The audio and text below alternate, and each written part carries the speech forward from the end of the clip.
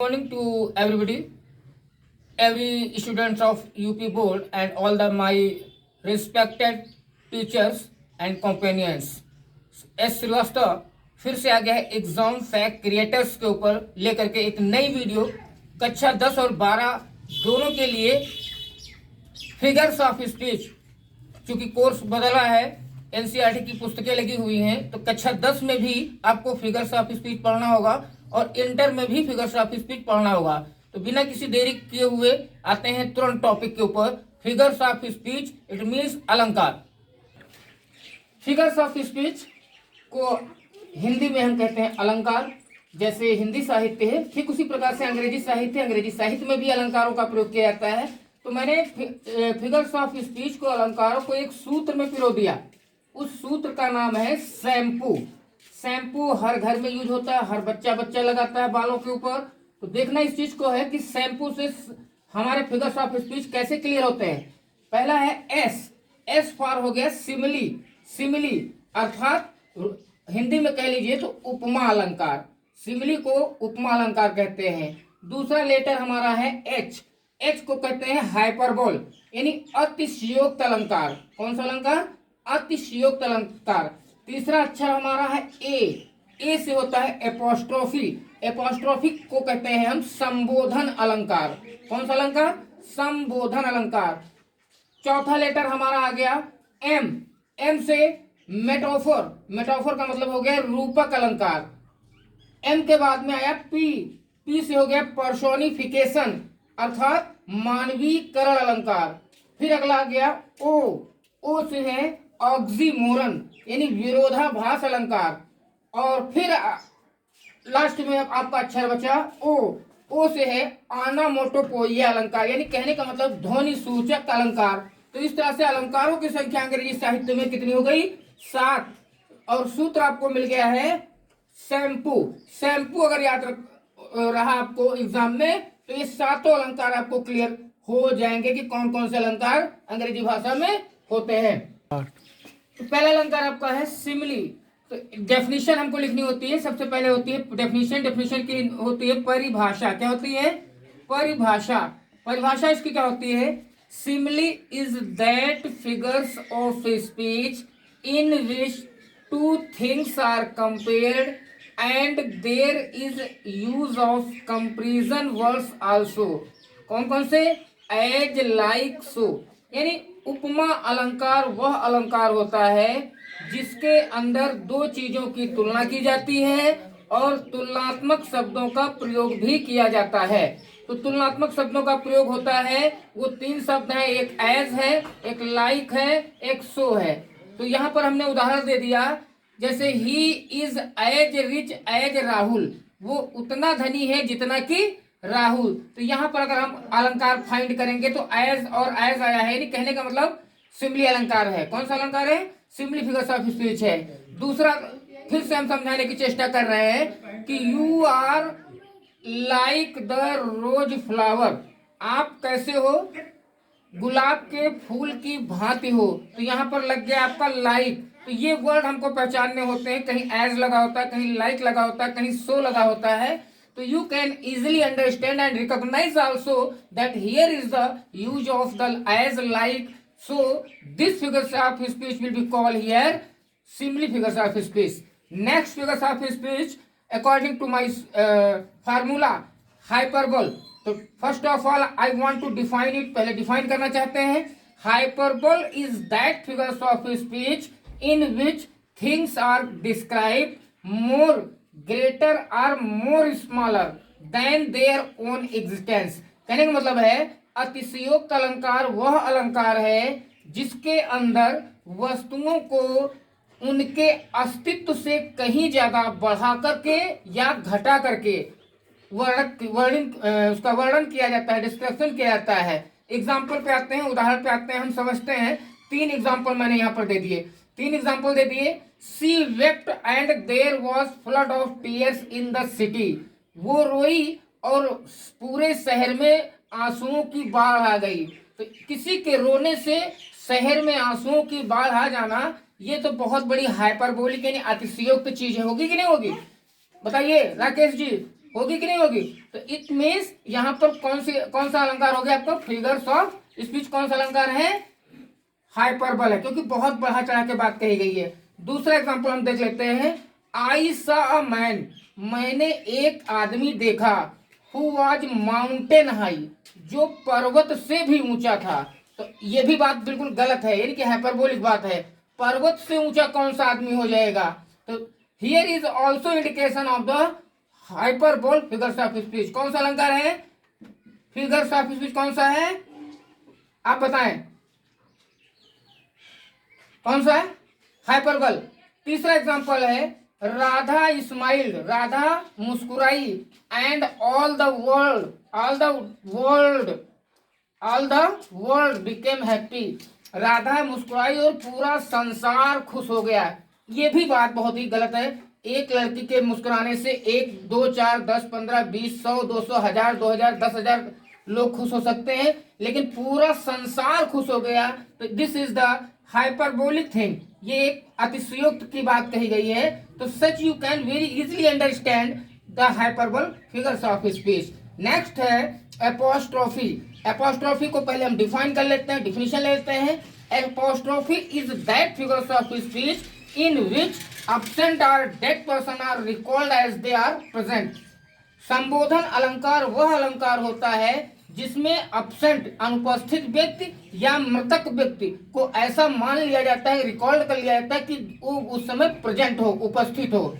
Example के तौर पर हम देखते हैं, मिल्टन को मरे बहुत दिन हो गए, Milton come and create the poetry, Milton ji आइए और अपनी पोएट्री को लिखिए। और इसके साथ साथ हम आपको बता दें कि एपोस्ट्रोफी को पहचानने का एक और आसान तरीका है कि इसमें एक एपोस्ट्रोफी साइन लगता है, निशान होता है।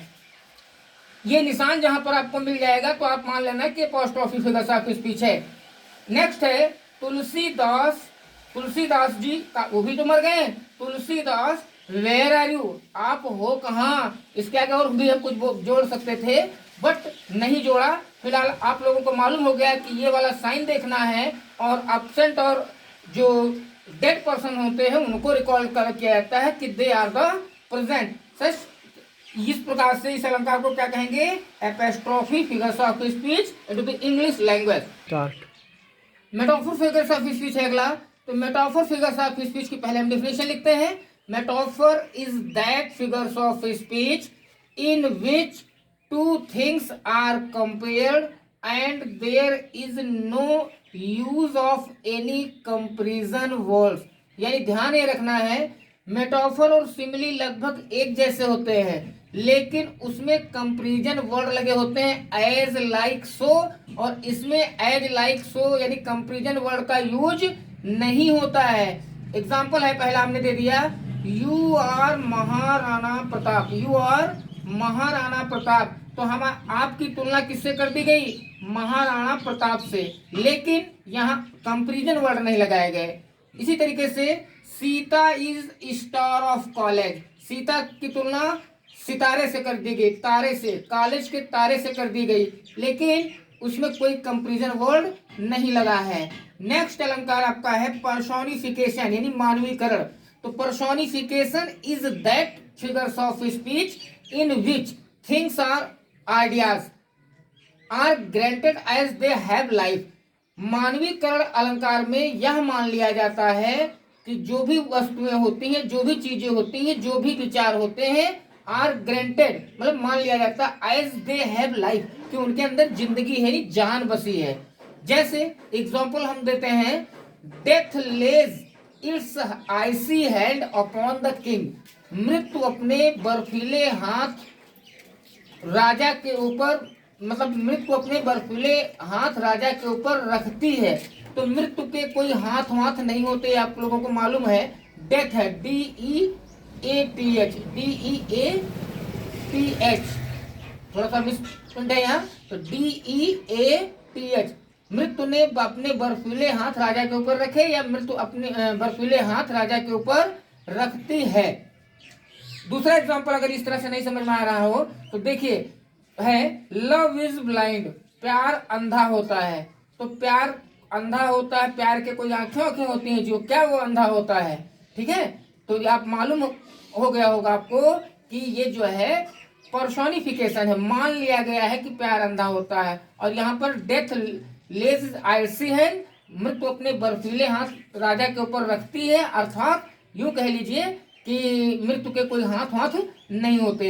अगर इस तरह से भी नहीं समझ में आ रहा है तो यहाँ पर देख लीजिए, the chair is going, chair means तो आप सब लोग समझ रहे हो, कुर्सी, इज गोइंग मतलब जा रही है। यार भैया जब वो निर्जीव है, सजीव होती तो जाने आने की कोई प्रोबेबिलिटीज वहां पर संभावना बन सकती थी। तो इसमें भी अगर कोई कहता है कि which figures of speech has been used here in this sentence, तो यू कैन टेल हिम, उसे आप बता सकते हैं कि चेयर इज गोइंग, इनमें जो है मान लिया गया है कि ये जो है पर्सोनिफिकेशन, इसको पर्सोनिफाइड कर लिया गया, मानवीकरण कर लिया गया है कि ये आपका पर्सोनिफिकेशन फिगर्स ऑफ स्पीच है। ऑक्सीमोरन नेक्स्ट है आपका, ये 6 आपका होगा। ऑक्सीमोरन यानी विरोधाभास अलंकार के बारे में हम बात करते हैं। तो oxymoron is that figures of speech in which two opposite words are used together. विरोधाभास अलंकार वह अलंकार होता है जिसके अंतर्गत दो विपरीत शब्दों का प्रयोग किया जाता है, एक साथ दो विपरीत शब्द प्रयोग होते हैं। एग्जाम्पल देखते हैं यहाँ पर हम, this is an open secret, यह एक खुला रहस्य है। भाई जाहिर सी बात है, अगर वो खुला है तो रहस्य नहीं हो सकता, रहस्य हमेशा बंद होता है, ठीक है, रहस्य तो रहस्य होता है। तो यहाँ पर इसका उल्टा, सीक्रेट का उल्टा यहाँ पर ओपन है, ओपन का उल्टा यहाँ पर सीक्रेट लगा दिया गया। अगर इस तरह से नहीं भी समझ पा रहे हो तो दूसरा एग्जांपल मैंने दिया, लव इज बिटर स्वीट, प्रेम जो है एक कड़वी मिठाई है। एक तरफ वो कह रहा है कड़वा और दूसरी तरफ कह रहा है मिठाई है, यानी एक साथ दो अपोजिट वर्ड यूज किए जा रहे हैं। अगर ये भी नहीं समझ पा रहे हो तो नेक्स्ट एग्जांपल देख लीजिए, आई सा, मैंने देखा, अ ब्लैक व्हाइट एलिफेंट, एक काला सफेद हाथी। यानी कुल मिलाकर के काला का उल्टा सफेद और सफेद का उल्टा काला, यानी यूं कह लीजिए कि इस अलंकार में, विरोधाभास अलंकार में दो विरोधी चीजों को एक साथ यूज किया जाता है। अगला है आपका अनामोटोपोइया, यानी ये लास्ट अलंकार आपका है फिगर्स ऑफ स्पीच। इसमें क्या है, डेफिनेशन देख लेते हैं। In this figures of speech the voices, voices means आवाजें, आर साउंड, साउंड्स मीन्स ध्वनिया, आर डिस्क्राइब, इस अलंकार में, ध्वनि सूचक अलंकार में ध्वनि का वर्णन किया जाता है या आवाजों के बारे में। वो किसी भी तरीके की आवाज हो सकती है, चाहे वो जानवरों की बोलियां हो, चाहे वो पिस्टल की गोली हो, कुछ भी हो। तो यहाँ पर देखते हैं पहला एग्जाम्पल, ग्रंट ग्रंट हाग, ग्रंट ग्रंट हाग मतलब होता है सुअर, पढ़ा होगा तुम लोगों ने, पिग्स पढ़ा है अभी तक। ग्रंट हाग मतलब सुअर, सुअर गुर्र गुर्र करता है, मालूम है। तो यहाँ पर जानवर की जो है आवाज डिस्क्राइब कर दी गई। एक sir Alfred lord Tennyson ji की लाइन है यहाँ पर, break break break on the cold grey stones O sea, तोड़ती है तोड़ती है तोड़ती है, सागर की लहरें जो है आती हैं और चट्टानों से टकरा टकरा कर समुद्री बीच किनारे के ऊपर आती हैं और टकराती है, उससे एक आवाज आती है। तो उसको यहाँ पर क्लियर कर दिया गया है। इस तरह में अनामोटोपोइया फिगर्स ऑफ स्पीच है।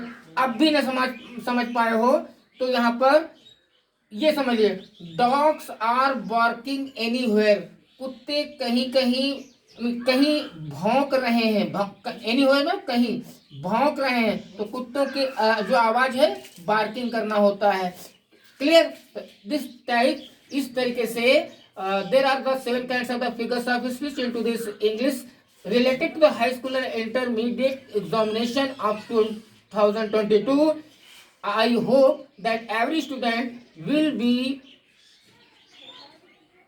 decorated, hope in the hope that he will make success into this life. I certainly promise to you that I shall provide to you such way in for the examination that there will be no any kinds of hesitation to pass out the examination or clear the 80 plus marks in all subject, percentage in all subject.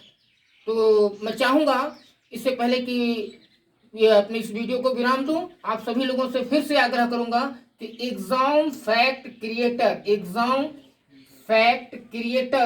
Fact creators को ज़्यादा से ज़्यादा लोगों तक पहुंचाइए। इसको पहले आप subscribe करिए, बेल आइकन प्रेस करिए, ऑल पर क्लिक करिए कि जो भी वीडियोस मैं यहाँ पर बना रहा हूँ वो आप तक पहुँचे। आप अपने ग्रुप में पहुँचाइए, लोगों को बताइए, पढ़ाई के बारे में बताइए, क्योंकि इसी चैनल पे मैं सब कुछ देने वाला हूँ। धीरे धीरे साइमल्टेनियसली, स्लोली एक एक क्लास, एक एक चीज़, इसी पे इंग्लिश स्पीकिंग कोर्स वगैरह, इसी पे ऑल कंपटीशन की तैयारी वगैरह बहुत कुछ देने वाला हूँ। तो मिलते हैं नेक्स्ट वीडियो में, तब तक के लिए see you, that's all the best.